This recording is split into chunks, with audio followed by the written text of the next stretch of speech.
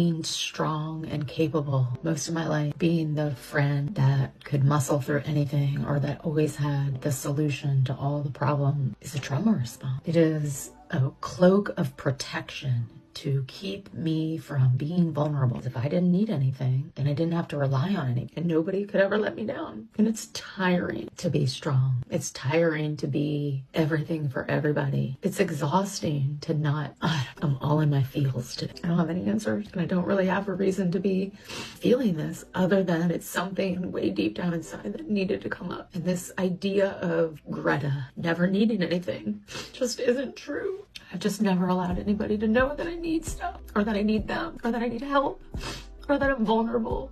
I just never felt worthy of receiving. I meant to sit down and do a get ready with me, and I guess this is my getting ready. Feminism made women think they could become Wonder Woman and deal with everything themselves. Then, as soon as things get tough, they break down and cry. Poor baby, you're so tired.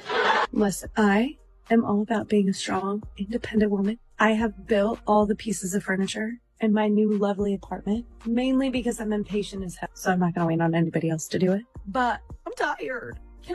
It'd be nice if a schman would just offer to help. I'm tired. Also, it's 10 a.m. Can a strong, beautiful man just like walk into my room with some breakfast? That'd be great. I would not be mad about it. I wouldn't kick him out. You are on your own, I'm afraid. Do you see men making videos about how they need a woman to come cook and clean for them? If a man did this, he would be called a misogynist. Stay over there and handle your own business, like the strong, independent woman you are, who don't need no man. You're on your own. Good morning. I only come on here to cry. I'm sure you guys are used to it. Today, it's nothing bad. I just wanted to come on here to tell you guys that what one man won't do for you, another one will. No, he won't. Nobody talks about how hard it is. I really need to hurry to transition from being on survival mode to somebody actually wanting to take care of you. I'm not doing it. It's not that easy to let somebody do that for you, especially when you've been used to having to take care of yourself. Being the one that has to take care of everything in a crisis, to somebody being like, I got you. I'm gonna help you. I'm gonna take care of you. It's not that easy. Do it yourself. Don't get me wrong, it's not that you don't want the help. In my case, I'm just not used to it. There's no way. You tell me I got you, or let me do this for you. I probably won't respond because I don't know what to say. I don't know what to do in that case, and that is my problem right now. She has a pill problem. I have a huge issue with that. Not an issue, but I'm having a really hard time transitioning to just being like, okay, you got me, I'll let you take care of it. She's crazy.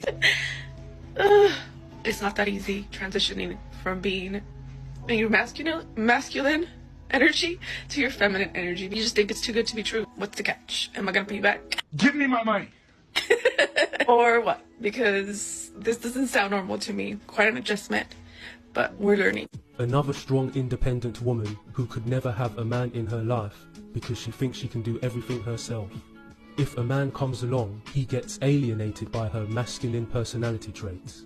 She's a manly. Silent regret of the boss babe era. By 2030, nearly half of working women are going to be projected as unmarried and childless. Not because they failed, not because they're not capable, but because they followed the feminism plan that they were given. From the early 20s, many women were told the same thing. Focus on school, build a career, be independent. Relationships can wait, family can wait. You have time. We've all heard that, right? So they listened. They worked the longer hours. They delayed the dating. They passed on good men because now is just not the time. Maybe they put their relationships on hold because the success felt too urgent in the moment. Now, in your late 20s and early 30s, it works, right? You feel empowered, stable, validated, in total control. Psychology shows a shift that often happens in the late 30s, not because your ambition was wrong, not because success is bad, but because fulfillment does not follow the corporate timeline. That's when the realization hits you, and it hits you hard. I've been grinding since my early 20s. I did everything right. I have security. I'm financially stable. And I'm alone. And this is the part that doesn't really get talked about that much. Achievement gives dopamine, right? It's short term. It eventually fades, but connection creates meaning, and meaning lasts. And there's decades of research that show after basic financial stability, more money stops increasing long-term happiness. What does predict life satisfaction is close relationships, partnership, family, and a shared purpose. But biology doesn't negotiate with culture. Attachment does not wait forever, and men who want families don't pause their lives indefinitely. That's why this warning doesn't land at 30. The cost doesn't show up right away. It shows up later, and sometimes when it's too late. This is not anti-career. It is sure as hell not anti-independence, and I am not shaming women. I'm just telling the truth here, okay? You can build success. You can build wealth. You can build power. Just do not let anybody convince you that everything can be postponed without consequence, because that's not true. Some doors close to punish you. They close because time moves forward. You still have time, just not as much as you were told. Bree the Womanican, okay? She got extremely candid about where she is at in life, and I think it is a appropriate opportunity to be able to dissect based off of the lessons learned. I've been single for 6 years, and I spend about 6 out of 7 days a week completely alone. Looking around at my life, I'm working like, at ice cream. Am I a loser? Now, okay. Loserdom is pretty subjective. Loserdom? Loserhood? By Sometimes. my own standards that I set for myself, okay. It feels that way. I am 34 years old, single, jobless, and I feel like I have no friends. How did I end up here? I loved romance movies. My favorites are Bridget Jones's Diary. Here we go. I love Emily. And I thought that my Mark Darcy was out there somewhere. But after April, I just completely disconnected from that. Okay. I stopped looking at romance like, oh, I need to feel butterflies. I need to feel a spark with someone. And I started looking at it practically, like, I need somebody to help me pay bills. ATM. I need health insurance. I need somebody to have kids with before it's too late. And wanting a partner for romantic reasons just felt stupid. That's what teenagers want. Butterflies, to be romanced. All that stuff is dumb. You could say that I sound jaded, and you'd be right. I was so confused because guys would be interested in me at first, and then they would romantically ghost me. And start treating me like I was just an acquaintance. Here we go. And sometimes I would ask them directly, like, hey, what happened? And they would never tell you. I am neurodivergent. I have ADHD. Oh. And one of the things that means is that I don't always pick up on social cues. Yeah. And I need things stated directly. Oh, so no. there was a guy that I liked for a year. He was in a relationship at first. So I just had a crush on him from like afar. And then suddenly he was hanging around me a lot. He was trying to come over. Okay. Was he single? To go places I was going. Everything just kind of seemed so sudden. Okay. And we met up at a party. All right. And because we weren't dating, I danced with another guy. And he completely stopped talking to me after that happened. Relatively sweet is what we can see. Probably super sensitive. But she let us know a couple of things here. Not only is she neurodivergent, ADHD, I don't know if she's inattentive versus hyperactive, but then also she sort of idolized these romantic movies. But women like this are busy consuming like dumbass Sex in the City type content and idolizing the relationships of the behavior within there. And then in reality, they make it to 34 and they're single and alone. To not understand by this tender age why you should not have been dancing with someone who you knew was obviously interested in and you were interested in them is beyond me. A man seeing that and being intensely interested in you, that would be an immediate turn off. Majority of women regret sleeping around and regret being sexually promiscuous or having abortions or sleeping with multiple men before they got married because it affected their marriages and it affected them later in life. The last few days have been super traumatizing for me. My own fault. It's always my fault. But anyway, I didn't know. Well, I guess I did know, but that I would have this really strong reaction physically, trauma reaction to finding out that my estranged husband has been having a new relationship.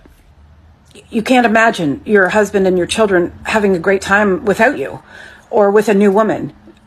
And I think the hard part is that because I've been with him for so long, since I was 18, for him to be in a relationship where he is in one and you can't figure it out in your mind.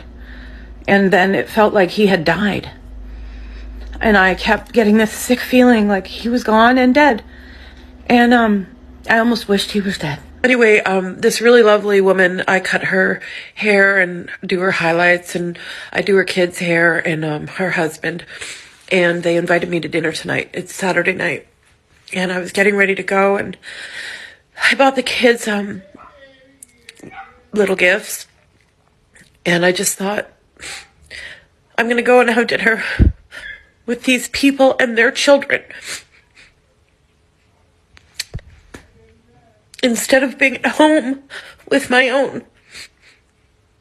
And I wonder what I'm doing. It's really not... I don't know what to do. I don't know why I feel like this. I miss my family. I miss being a family. It's so hard. It's really hard. It just hit me.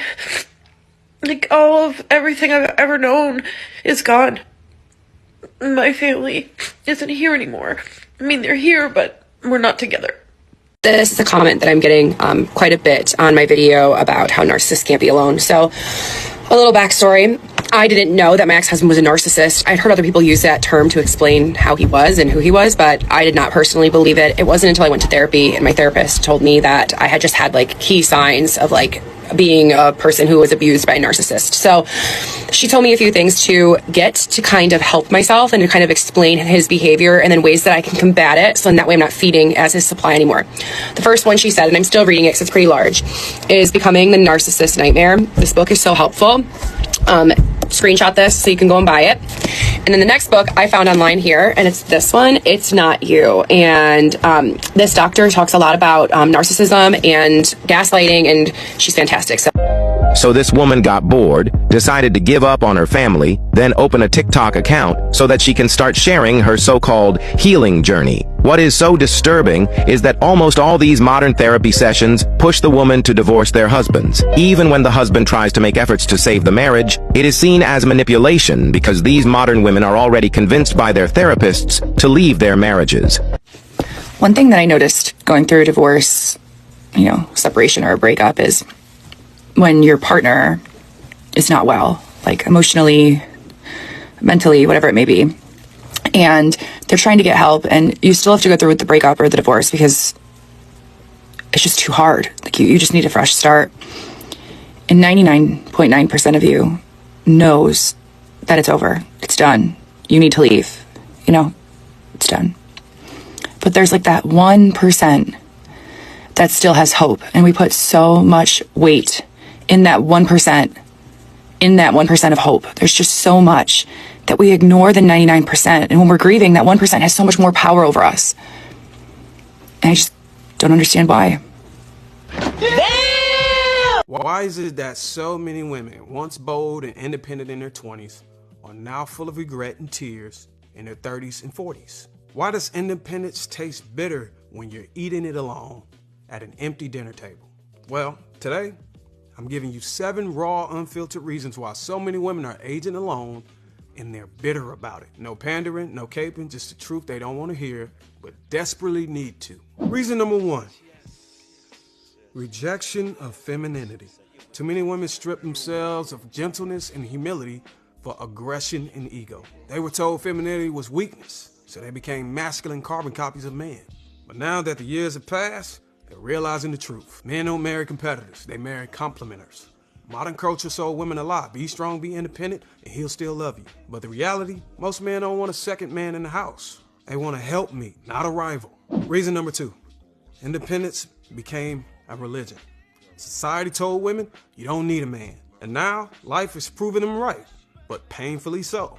They did everything solo, made their own money, paid their own bills, climbed the ladder, and now they're also crying alone, eating alone, and sleeping alone. Independence is not a replacement for intimacy. And now they're realizing, I can do bad all by myself. It's not a goal. It's a curse. Reason number 3.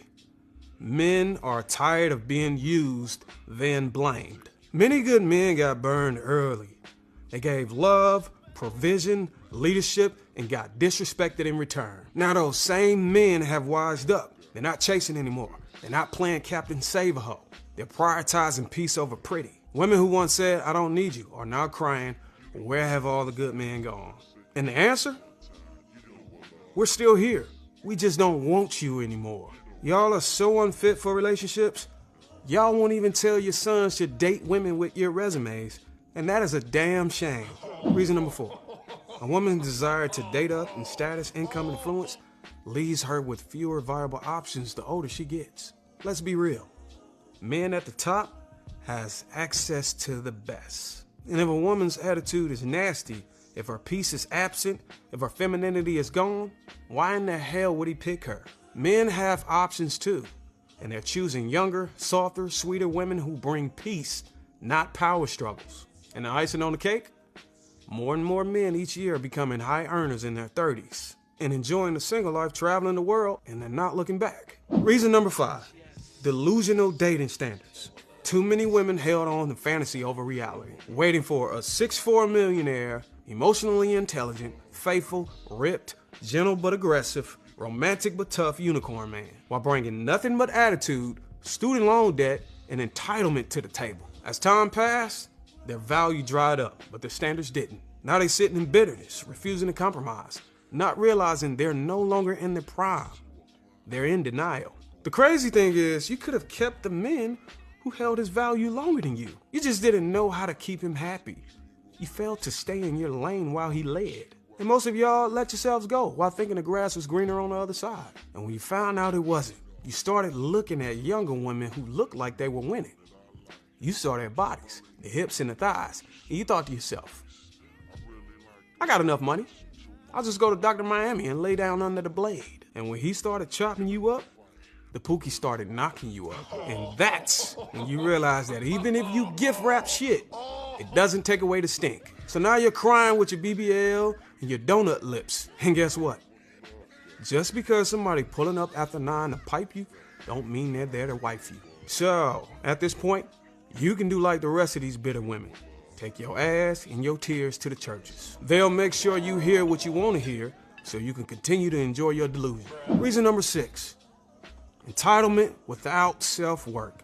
Many women believe they were the prize without doing any other work to become it. They think a man should chase them just because they exist. But here's the truth. Beauty fades, but character remains. Men are realizing that a beautiful face can hide an ugly spirit.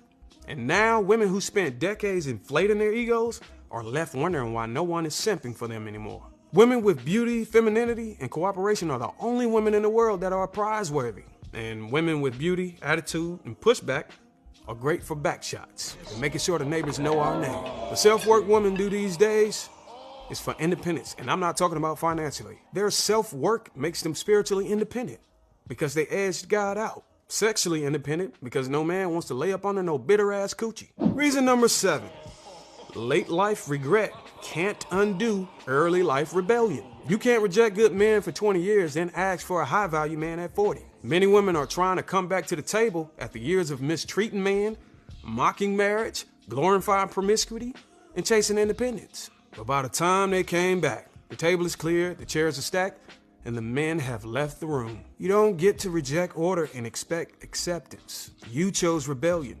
You chose empowerment, and it didn't work out the way you wanted it. Men do not care how much makeup you try to use to cover it up. We dealt with y'all heathens long enough to develop X-ray abilities to see through your Maybelline and Botox. So what you can do is show up for the discounts when the dogs and cats go on sale. And I might be there to help you in customer service.